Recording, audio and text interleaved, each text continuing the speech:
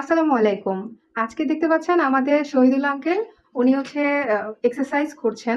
উনি মূলত Parkinson disease এর পেশেন্ট প্লাস হচ্ছে উনার লো ব্যাক পেইনও আছে এবং ফ্রোজেন শোল্ডারও আছে। উনি বেশ কয়েকদিন ধরে আমাদের সেন্টারে চিকিৎসা নিচ্ছেন। তো আমরা পেইন ম্যানেজমেন্টও করেছি প্লাস এখন হচ্ছে উনার রিহ্যাব সেশন স্টার্ট হয়েছে। বেশ কয়েকটা সেশন ওনার চলেছে। এখন হচ্ছে আমরা হাতের স্ট্রেংথেনিং এবং হ্যান্ড রিহ্যাবিলিটেশন এর দিকে ফোকাস করছি যাতে হচ্ছে উনার মাসল পাওয়ারটা আরো বাড়ে এবং উনি যাতে আরো আরেকটু অ্যাক্টিভ লাইফ লিড করে। পার্কিনসনের ক্ষেত্রে দেখা যায় যে একেক পেশেন্টের একেক ধরনের কন্ডিশন থাকে। উনি এখনো বেশ ভালো আছেন এবং যথেষ্ট অ্যাক্টিভ আছেন। জাস্ট কিছু কিছু ক্ষেত্রে উনার মাসল পাওয়ার একটু উইক আছে। উনার এখনো রিজিডিটি নাই, উনার এখন ট্রেমর নাই।